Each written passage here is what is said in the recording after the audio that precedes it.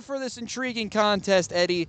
Moments ago, we learned about a big-time victory for the Niagara Purple Eagles, defeating the Canisius Golden Griffins, likely eliminating Iona from the playoffs just moments ago.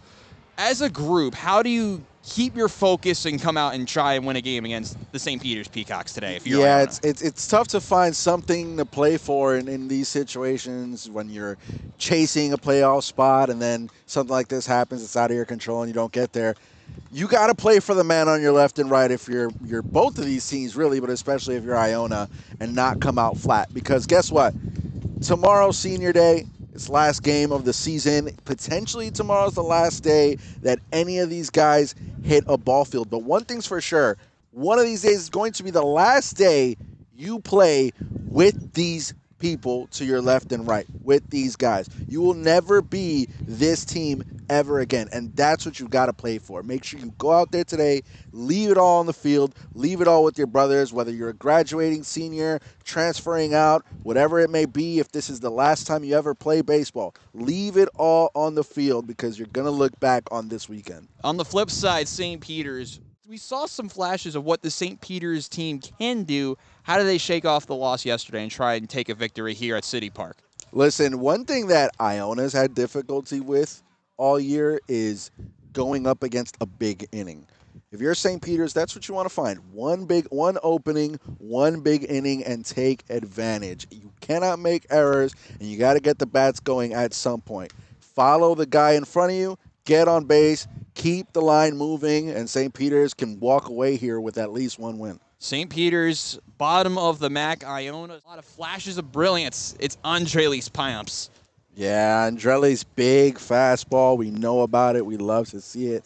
And when AP gets going and he starts mixing in that breaking ball and that off-speed pitch behind it, he becomes one of the most untouchable pitchers, especially in this MAC conference.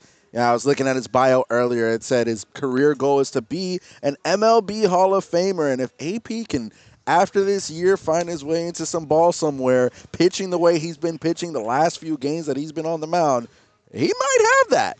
We've seen him up the middle for a base hit, just getting under the glove of Gonzalez again. So back-to-back singles, this time straight up the middle. And the Peacocks have something cooking here in the second. And as I mentioned in the first inning, it seems like these Peacocks are just dialing in on that fastball. You know, it's hard when you have a big fastball to avoid the contact on it, right? And when you throw a fastball like Piamps, it's not hard to give up hard hit balls because you don't have to do much as a hitter to get good contact and launch on these pitches. Is that one's bunted foul.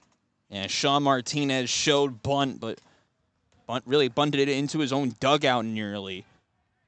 One thing you'll notice if you're listening to this game live at the field, look where the Iona defense is playing. Jimmy Kemp and Sean Stevenson playing about 5 steps in front of the bag at minimum.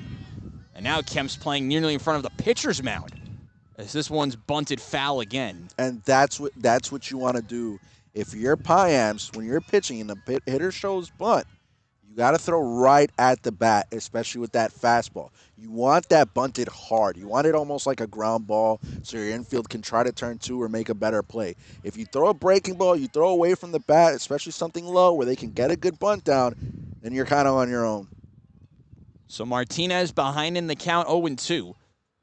Piamps looks the second, fires, and this pitch fouled nearly off the light pole next to us, and it's fouled back. Count stays at 0-2. The Peacocks went down 1-2-3 in the first, but have gotten back-to-back singles in the second, and have 2 on with nobody out for Martinez, but he's behind in the count 0-2. Piamps looks the second, kicks and fires, and this one's fouled straight back, really to the right side, and out of play. That one looked like a rocket off the bat there from the Peacock shortstop. Yeah, Martinez had 2 hits in yesterday's game. He went 2 for 4. I was surprised to see him showing bunt, especially after that performance. But, hey, whatever the team needs to win. Selfless ball. Piamps kicks and fires. That fastball is fouled off of the back ankle of Martinez. The one part where The one in really ankle where you don't have the shin guard. Yeah. Nothing keeping you safe there. And he's got one of those nice ice cream cone shin guards too, but it did nothing for him there. So this at-bat will continue. Count staying at 0-2. Piamps gets his sign, looks the second again, kicks and deals. This one's fouled again. And that one's another one into the Forest. So apparently the Forest has made more defensive plays than anyone in this game so far. They're late on that fastball, man. I'm telling you, Matt Wessels is wiggling it out over there in right field, making sure he stays loose. He feels one coming his way. You know, he's got that big arm like you mentioned earlier. Piamps looks the second again, kicks and deals once more. It's a breaking ball that's bounced. Good block there by Anthony Febo. So no advancement by either runner. And the count now goes to 1-2 and a very long at-bat by the Peacock shortstop. Yeah, they used to say back in the day you want to be a wall as a catcher. You kind of want to be a pillow and just stop the momentum of those bounce balls. Great job of being a pillow there by Anthony Febo, not letting it bounce too far. 1-2 from Piamps is fouled back again. There's more of a check swing that time from Martinez, and he barely gets that one away. Count staying where it is again. Heck of a battle right now between Piamps and Martinez. Gotta love it, but Martinez, like I said, 2 for 4 yesterday. They're seeing the ball very well in this game, and it looks like they're seeing it much better than they did against Gio Loretto yesterday. Another pitch from Piamps. That one's foul, this time pulled to the left side. Wow. The breaking ball more down and in, and that one's pulled foul. You talk about Eric Gio Loretto yesterday. He was the story going a complete game and likely his final Iona Gales start here at City Park. Piamps trying to replicate the success. Another 1-2 and another foul ball. And let me tell you something, that St. Peter's dugout is loving this at-bat from their shortstop. You're getting into that pitch count I mentioned earlier. That's the key. You got to get it at the pitcher, make him throw, have that big inning. That's how you start it. Whether it's this one or you're enabling it later because you're getting into that pitch count, that's how you start it, by having a heck of a battle that Sean Martinez is having right now. I haven't seen this at-bat since that viral Luis Guillorme clip. Yeah. Met spring training a few years ago against the Cardinals. Have not seen anything like that since.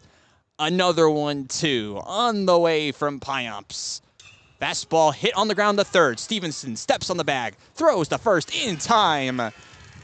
So after a long at-bat, it's Piamps who wins the battle. It's a 5-3 double play. And we are set up on this first base side. You heard, I'm sure, through the microphones, that cheer from the left side where the Iona Gales dugout and parents and fans are.